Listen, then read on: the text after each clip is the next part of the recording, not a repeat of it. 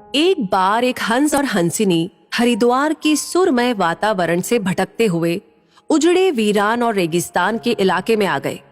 हंसिनी ने हंस को कहा कि ये किस उजड़े इलाके में आ गए हैं? यहाँ ना तो जल है, न जंगल, न ही ठंडी हवाएं हैं। यहाँ तो हमारा जीना मुश्किल हो जाएगा। भटकते भटकते शाम हो गई तो हंस ने हंसिनी से कहा कि किसी तरह आज की रात बिता लो, सुबह हम लोग हरिद्वार लौट चलेंगे। रात हुई तो जिस पेड़ के नीचे हंस और हंसिनी रुके थे उस पर एक उल्लू बैठा था। वो जोर से चिल्लाने लगा। हंसिनी ने हंस से कहा, अरे यहाँ तो रात में भी सो नहीं सकते, ये उल्लू चिल्ला रहा है। हंस ने फिर हंसिनी को समझाया कि किसी तरह रात काट लो, मुझे अब समझ में आ गया है कि ये इलाका वीरान क्यों है। ऐसे उल्लू जिस इलाके में रहेंगे वो तो वीरान और उजड़ा ही रहेगा। पेड़ पर बैठा उल्लू दोनों की बातें सुन रहा था। सुबह हुई, उल्लू नीचे आया और उसने कहा कि हंस भाई, मेरी वजह से आपको रात में तकलीफ हुई, मुझे माफ कर दो। हंस ने कहा, कोई बात नहीं भैया, आपका धन्यवाद। ये कहकर जैसे ही हंस अपनी हंसिनी को लेकर के आगे बढ़ा, पीछे से उल्लू चिल्लाया, अरे हंस, मेरी पत्नी को लेकर कहाँ जा रहे हो? हंस चौंका। उसने कहा, आपकी पत्नी? अरे भाई, ये हंसिनी है, मेरी पत्नी है, मेरे साथ आई थी, मेरे साथ जा रही है। उल्लू ने कहा, खामोश रहो, ये मेरी पत्नी है।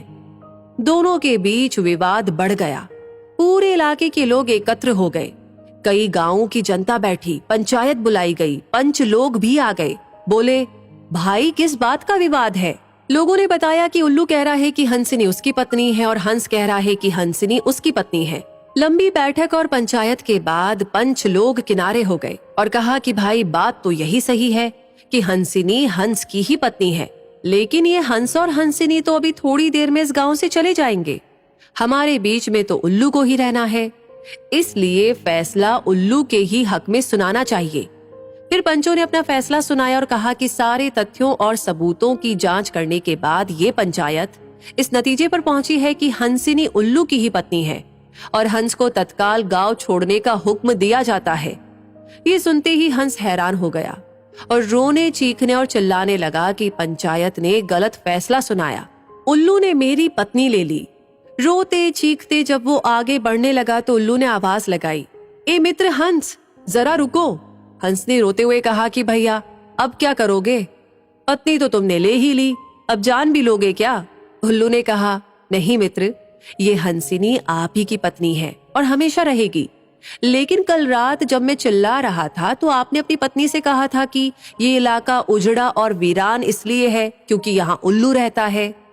मित्र, ये इलाका उजड़ा और वीरान इसलिए नहीं है कि यहाँ उल्लू रहता है। ये इलाका उजड़ा और वीरान इसलिए है क्योंकि यहाँ पर ऐसे पंच रहते हैं जो उल्लुओं के हक में फैसला सुनाते हैं। शायद 65 साल की आजादी के बाद में भी हमारे देश की इस बुरी दशा का मूल कारण यही है कि हमने उम्मीदवार की योग्यता न देखते हुए हमेशा ये हमारी जाति का है, ये हमारी पार्टी का है, इसके आधार पर अपना फैसला उल्लुओं के ही पक्ष में सुनाया है। देश की बदहाली और बुरी हालत के लिए कहीं ना कहीं हम भी जिम्मेदार हैं।